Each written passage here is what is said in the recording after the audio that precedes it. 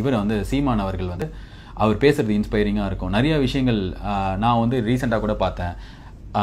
School பசங்களுக்கு வந்து ஸ்கூலுக்கு போக பிடிக்கும், அப்படி ஒரு ஸ்கூல் கிரியேட் பண்ணுவேன். அதுக்கப்புறம் வந்து ஸ்கூல்லேயே வந்து புக்ஸை வச்சுட்டு போகலாம், ஹோம்ஒர்க்கே கிடையாது. இதெல்லாம் வந்து பயங்கர பணக்கார பசங்க படிக்கிற கேம்பிரிட்ஜ் சிலபஸ், ஐசிஎஸ்சி ஐஜிஎஸ்சி சிலபஸில் இருக்கிற ஒரு அதை நான் எல்லாருக்கும் எடுத்துகிட்டு போவேன்னு சொல்கிறதுலாம் வந்து நிஜமாலே விஷனரி தாட். ஸோ இந்த மாதிரி தலைவர்கள் இருக்காங்க. தமிழ்நாட்டில் எல்லாருக்கும் வேலை கொடுப்பேன், நான் வந்தால் படிப்பை இலவசமாக்குவேன், நான் வந்தால் பேர் என்ன மருத்துவத்தை வந்து இன்னும் கொஞ்சம் அஃபோர்டபுள் ஆக்குவேன், நான் வந்தால் இதெல்லாம் பிரைவேட்டைஸ் ஆக்குவேன், இதெல்லாம் வந்து கவர்மெண்ட்டே எடுத்துக்கும், இந்த மாதிரிலாம் வந்த உடனே இந்த கல்வி முறையை மாத்திடுவான்.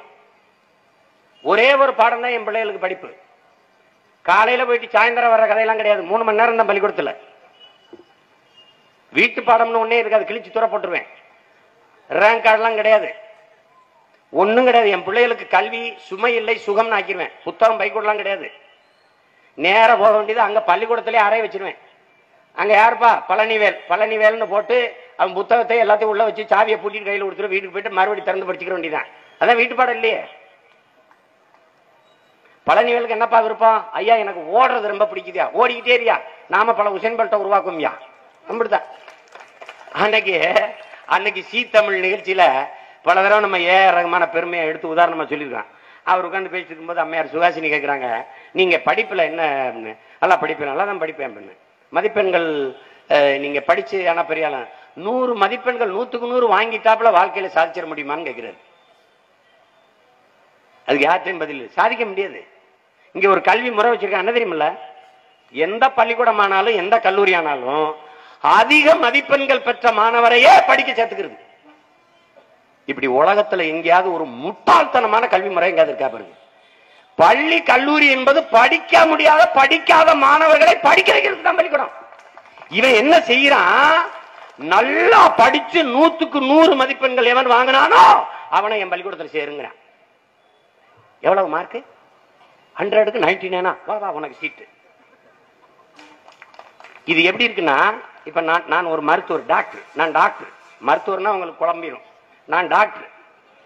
இப்ப என்னை பார்க்க வரும்போது யாருக்கு இந்த கூட்டத்தில் நோயே இல்லையோ அவங்க வாங்க நான் பாக்குறேன். எப்படி இருக்கு? ஒரு பைத்தியக்கார டாக்டர் மாதிரி எனக்கு தெரியுது இல்ல என்னை பார்க்கும்போது. அந்த மாதிரிதான் உங்க கல்வி முறை இருக்கு. புரியுதா? எவனுக்கு நோய் இல்லையோ அவனுக்கு தான் நான் வைத்தியம் பாப்பன்னு சொல்ற டாக்டர் இப்படி முட்டாளானவனோ அப்படிப்பட்ட முட்டாள்தனமான கல்வி முறையை நம்ம வச்சிருக்கோம்.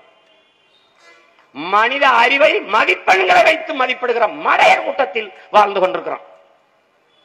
இந்த கரூர் ஷாருக் கான் ஒரு தம்பி, ஷாருக் அவன் பேரு, முழு பேர் ஏதோ நினைவில் இல்லை. ஷாருக் 12வது வந்து 750 மதிப்பெண் தான். எல்லாம் 1100, 1110, 150 அப்படிலாம் வாங்கிட்டு இருக்கும்போது 750 தான் வாங்கியிருக்கான். அவன் 64 கிராம்ல நானோ விண்கலம் தயாரிச்சிருக்கான். அந்த இவ்வளவுதான் தீப்பெட்டி அளவுல.